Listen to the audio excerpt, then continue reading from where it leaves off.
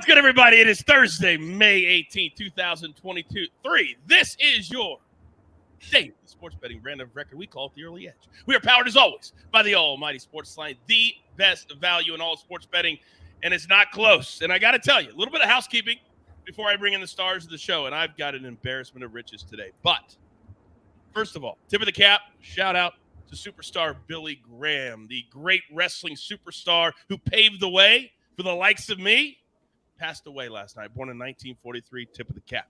Now, do you know who else was a superstar yesterday? My entire Early Edge crew. Listen to these numbers. 8-4 across the brands. And, of course, those three check marks next to EC's names, well, you know what's coming this afternoon. But in addition to that, we told you all to watch CBS Sports HQ last night. M Squared, Maestro, absolutely perfect. 8-0. Katie Mox, 3-1. Collectively 19-5 across the board. We are killing it, but we don't get ahead of ourselves, just like the chat is right now, because Allison, I thought we were close. And Allison in the chat says, I can't wait to see EC in the host chair. So on that positive note, let's bring in the stars of the show, because we have got a full slate today. It's an embarrassment of riches. Allie, M Squared, Counselor, Brasco, Maestro. Let's get it going. We're going to start, ladies and gentlemen. By the way, speaking of start, the PGA Championship delayed for an hour, but they're on the course. They're playing right now. So tonight, game number 2. And Counselor, we're going to start with you. Lakers, Nuggets. Now, the Lakers found something in the second half of game number 1. So tonight, the numbers come down just a hair, -5.5. The total has gone up a hair, 226.5. Counselor, are we fading or following the Nuggets tonight? First and foremost, Coach, what have you done? Second, I'm going to go with the Lakers again here. So, here's the thing. Everybody knows I've been riding the Lakers pretty much since the trade deadline. I think 5.5 is just too many points. I really like what Darvin Ham is doing, particularly with the defensive matchups. And I think the Lakers play this close. You could go either way here because the Nuggets were blowing out the Lakers for quite some time. And then the Lakers really battled back. I expect the Lakers to lose this one. I expect this to probably go 7 games, but I think the Lakers end up keeping it close again. They actually had a segment this morning on Get Up about will the Nuggets sweep the Lakers. I'm like, is there a bigger waste of 4 or 5 minutes on TV than that? Come on. M Squared, talk to me. This is going to be a really fun series here. Love these matchups. Love watching them. The only thing I'm looking at here is the total. Looking at the under, I know it's a little scary after what you witnessed in game 1. I expect things to tighten up significantly, though. I do not think the Lakers, I think it's pretty obvious. The Lakers know they're not winning if they allow 130 points in a basketball game again. I think there is a more conscious effort on the defensive end. I think the altitude is less of a factor. I think Denver even looks to push just a little bit less. Now that they've been in the Mile High City, they've gotten accustomed to it. Once again, it does take 48 hours every time you visit, no matter how often you train there. I think that's what we see here. I think things tighten up defensively. I'm looking at the under. I think it should be closer to that 223 number. And for those of you who are brand new, testing out the brand, if Chief shows up on camera, he likes the pick. He does. He likes to play. He does. It happens. And Chief just showed up. Great haircut, by the way. He looks great. Absolutely great. All right, Danny Brasco, I'm coming to you. What's your assessment? Are we fading or following the Nuggets? I'm actually speaking Mike's language on this one, too. I'm going to be in lockstep with him on the under in this one. After the game 1 outpouring, the amazing shooting, I think that they're going to come back down to earth a little bit. Those numbers are just not sustainable. I agree with this point on the altitude and the adjustment. And like Sia alluded to, the Lakers started to figure something out, especially defensively in that second half. So I'm looking for better matching up, a little better defense, and I don't think that shooting can keep up. I think the number is a little too high here. It hasn't totally adjusted in relation to what the scoring was in game number 1. So I like this number here at the under 226.5. Hey, Danny, real quick. I saw what you wrote under your name. True story. Do you know when I was at SportsCenter, out of respect for the UFC, I would start all my UFC highlights going, it's time. I would do that. They called and said that it was copyrighted, that I couldn't do it. It was like out of respect. Wow. The buff. That's the buff and the buffs alone. He called ESPN and said, tell coach to stop doing that. Wow. Bruce Buffer for you. True story. I was like, what? I'm just doing it at the start of a highlight. Stop it. Maestro, are we fading or following the Nuggets -5.5 or the total? I'm going to fade him because I think the Lakers figured out that D'Angelo Russell is a really good offensive player, but he cannot be on the floor. He was -25 in only 26 minutes, got killed defensively. They got killed on the boards. I think we see more Hachimura probably starting lineup. Also more Vanderbilt, who's an excellent defender. I agree with the guys on the under. I think it's going to be tighter. I think it's going to be a lower scoring game. Take the Lakers and the points. I like that a lot, too. I think that's where I'm going to lean to, the Lakers plus the 5.5. But we've got like 12 hours, so I may change my mind 12 times before then, just like EC does. And the chat is already starting to tick me off. EC for president? Coneheads are here representing this morning. What is the show turning into? That's Early Edge in 5. Fired up this morning. Can you guys tell? I am fired up. PGA Championship, NBA. We've got hockey. I've made Allie sit there long enough. But before we get to her and M Squared for the NHL playoffs, here's a word from one of our incredible partners. Get breaking news. Big news coming out of the NFL today. Highlights and instant reactions. The largest final round comeback in tour championship history. We're down to the final 4. I just want to take time to analyze greatness. Talk winners and losers with a guy who's already a big winner. CBS Sports HQ. It's all sports all day long. And speaking of CBS Sports HQ, I will be hosting once again tonight, 6 p.m. to 7 p.m. Eastern time. We'll break down everything NBA, NHL, as we always do. Thank you for tuning in for that. A reminder, 11-1 last night between Katie, M Squared, and the Maestro. So, Allie, let's come to you. We're going to play a little fade or follow on the ice tonight. If you had the Panthers and the Hurricanes making it to the Eastern Conference Finals, you're lying to yourself. You didn't. So here are the numbers. Are we fading Allie or following Carolina as a Game 1 favorite? I think I'm going to follow Carolina here. They went 2-1 against the Panthers in the regular season, so I think I'm just going to kind of go off that, but also because the Canes have been just like excellent at home this entire season. So I think that the Panthers are going to take a little bit of time to get acclimated in the series here. So I think I would go with the Canes at least for Game 1. I do still like the Panthers kind of as like my overall for the Eastern Conference. So I don't really know how I'm going to play that because I think it was going to kind of come down to these two teams after the last series. So I think I'm going to have to lean with the Canes, but not for all the games, just for this one. Okay, for Game 1, to be clear, their home environment has been absolutely amazing. Amazing. M Squared, where are you leaning in this game, sir? Yeah, look, I lean to the Carolina side. I think the number's getting a little out of control at this point. My favorite way to play this game is going to be much like a way I play Game 7s, honestly. I like the first period under. Chief loves it again today, too. Look, sometimes no one wants to make the first mistake, right? And then you've got a Carolina team that they're really good defensively. That's why they're here, right? And they have the speed necessary to keep up. So I personally like Carolina. I think they're a solid defensive team on home ice, looking for a little bit of a slow start, under 1.5 goals in the first period. All right. So many different ways to play a game. There are the numbers. Again, we'll be talking about this game extensively tonight on CBS Sports HQ. Now, coming up a 19-5 day, when I read this in the chat, you know it sets me off. Kylie said, Amags killed me yesterday. 19-5. Money management. 2 picks should not kill you for the day. Come on. Be smarter than that. Here's another word, because we got to pay those bills, from one of our other incredible partners. Europe's most exciting title race continues with world-class clubs, legendary rivals, and unbelievable goals. Brilliant! What a goal! The Serie A lives here on CBS Sports Network and streaming live on Paramount+. Speaking of Siri, does anybody know where Buckets is today? Anybody know? I believe Vegas. You would be correct, Maestro. But it's not just Vegas. There's a, what do you call it, a festival. It's like an electric festival out at the racetrack where they run the NASCAR race. He went there by himself. So if you're in Vegas, you're at the electric festival or whatever they call it. I mean, it's been 20 years since I even thought about it. Please help him. Please protect him. We need him back. He actually asked me to go with him. He said, hey, you want to meet me in Vegas? No, I'm good. I got some work to do right here.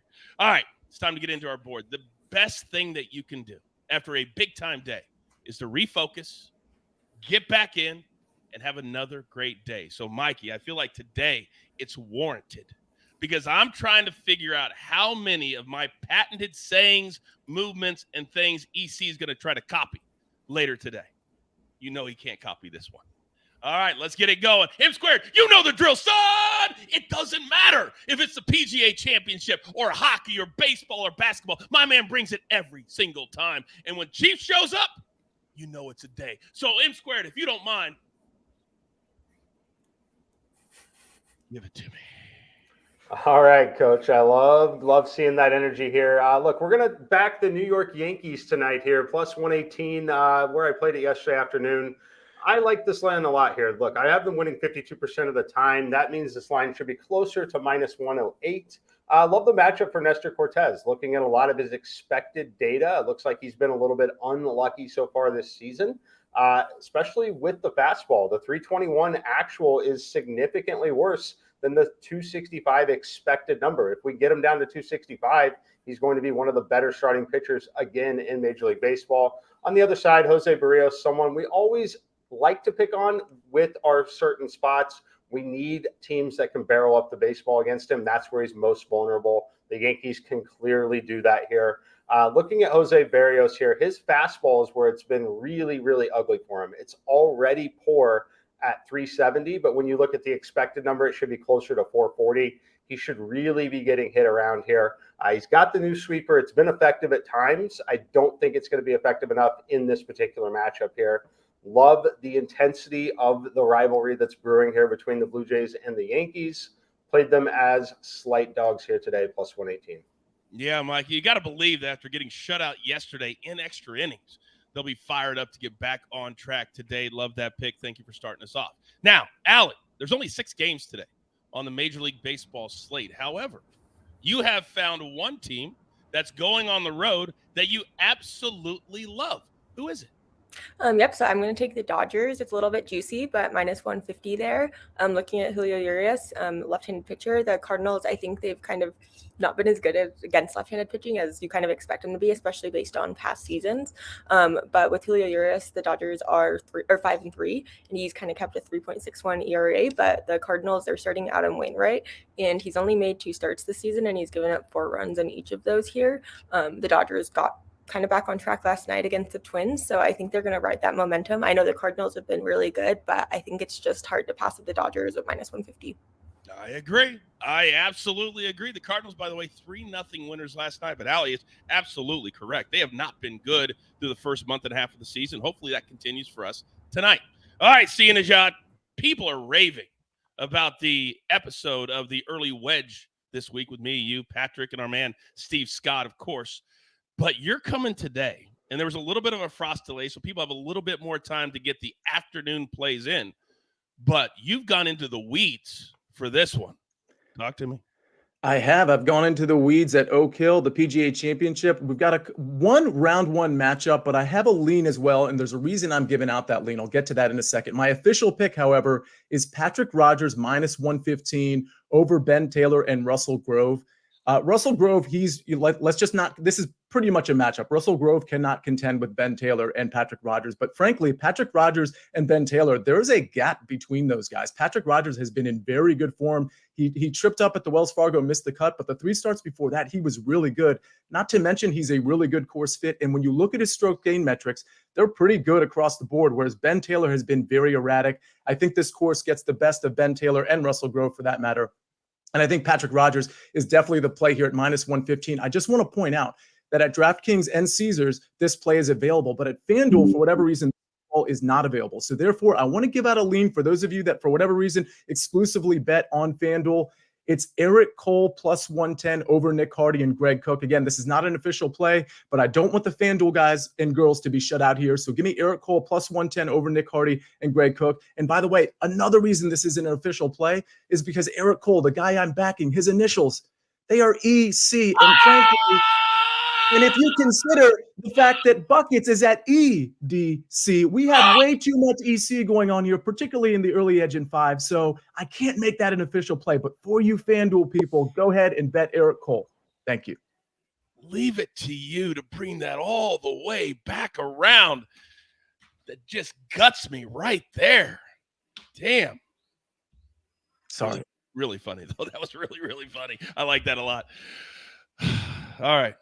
Now, the one thing that I love, and I don't know, call it the diabolical side of me, is when one of my cappers, one of my crew members, maybe stumbles for a day.